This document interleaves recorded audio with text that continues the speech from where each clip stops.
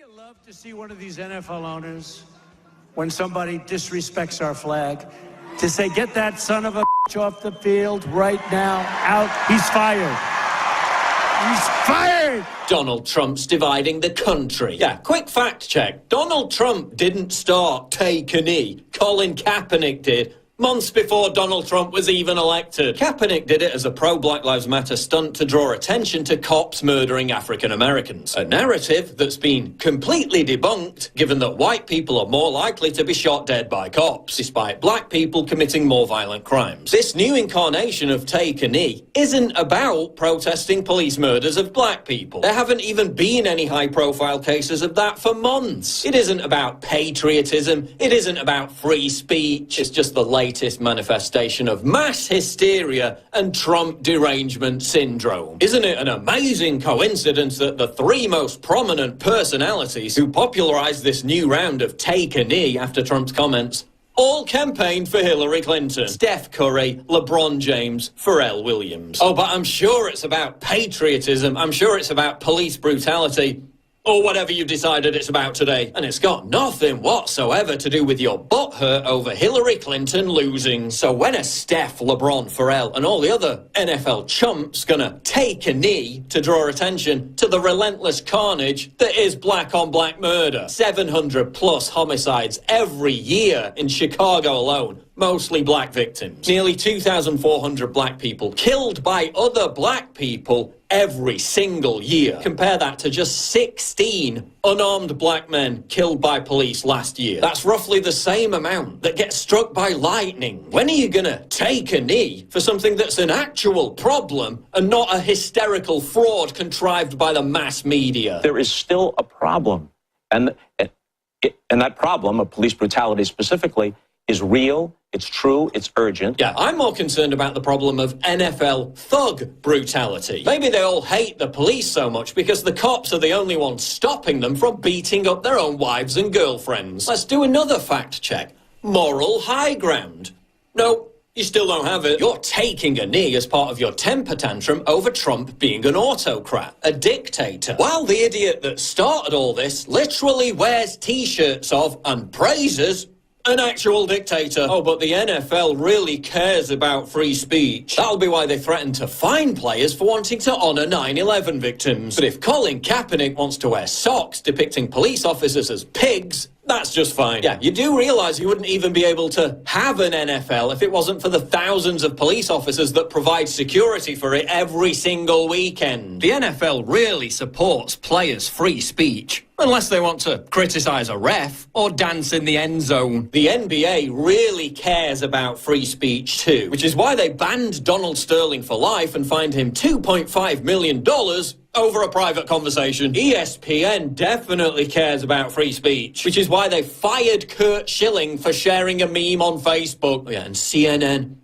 really cares about free speech too, which is why they ran defense for Antifa, a group that literally burns signs that say free speech. The left in general really cherishes free speech, don't they? That'll be why they violently attack conservatives who try to exercise it, ban them on social media platforms, and grease the skids for censorship by claiming that anyone right of Karl Marx is literally Hitler. Give me a break. None of you give about free speech. Patriotism. Okay, let's talk about patriotism. The Ravens and the Jaguars kneeled for the Star-Spangled Banner and then stood for God Save the Queen. That is video moments ago of the Baltimore Ravens and it's the Jacksonville Jaguars kneeling for the first game of week 3 here, which is in London. So the game's happening earlier than this. You see dozens of players kneeling, and then you see coaches and others locking arms as the American national anthem is played on foreign soil. Yes. And then apparently they played the UK national anthem, and you can see them there.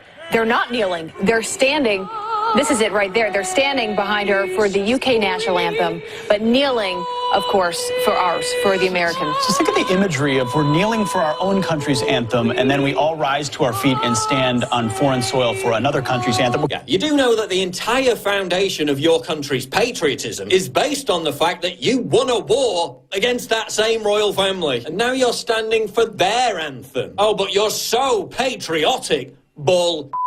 Oh, but this is just another example of Trump's racism. Let's talk about racism. Let's talk about how all the black NFL players who stood for the national anthem yesterday, guys like Janeo Grissom, were bombarded with racial slurs. Not from Donald Trump, from Take-a-Knee supporters. Yeah, they can't express their free speech without being called Uncle Toms and the C word by racists. Oh, but Trump's the racist. Now, it's understandable why Americans are so pissed off about this. And it's easy to see why many of them are now burning NFL gear and vowing never to watch another game again. But if you're a Trump supporter, this is yet another gargantuan narrative fail for the left. Think about it. Trump has now associated opposition to him with hatred of America and disrespect of the anthem and the flag. As Joe Scarborough, hardly a fan of Trump, tweeted, "This may be unpopular, but it's a political reality. Every NFL player refusing to stand for the national anthem helps Trump politically. So well done for falling for that one, idiots. Real Americans don't give a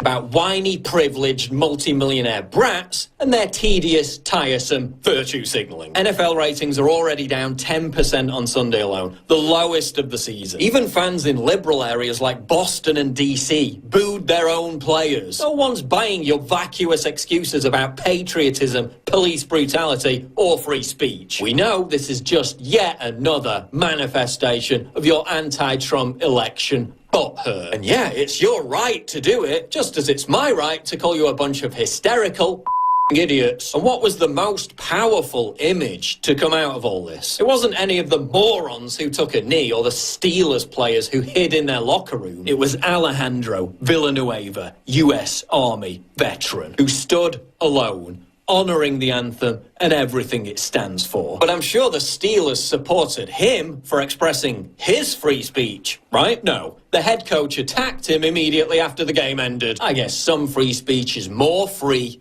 than the other.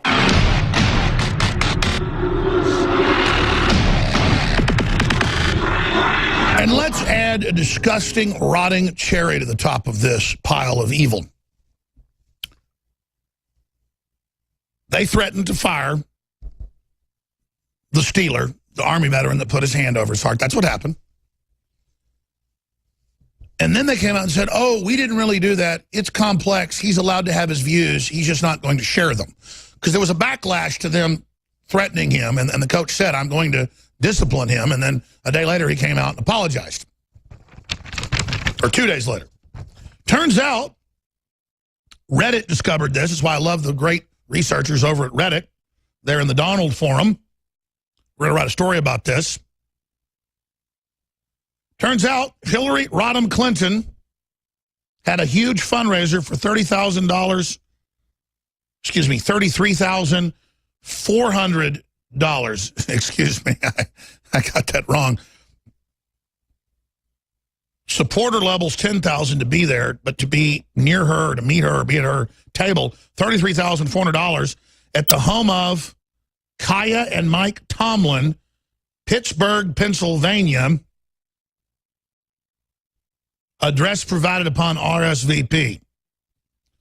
And he's an admitted Clinton supporter. So you've got a snot-nosed football coach who's a Hillary supporter. And he's a sore loser and doesn't like Trump. So he organizes his punk football team to stay in the locker room. And then when there's a backlash against that, despite earlier he said, we're doing this to be in solidarity and, you know, to fight all the racism, implying the flag's bad. But when there was a huge backlash, he came out and said, I implore you, I apologize yesterday. The article's on Infowars.com with the video.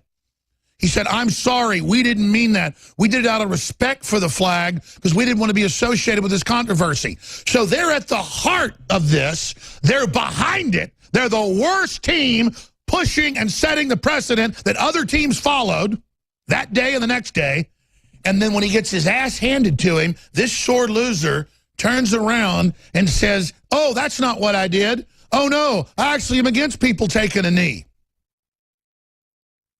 So you have the owner and you have the coach begging fans not to abandon the team over national anthem protests. What world are we in?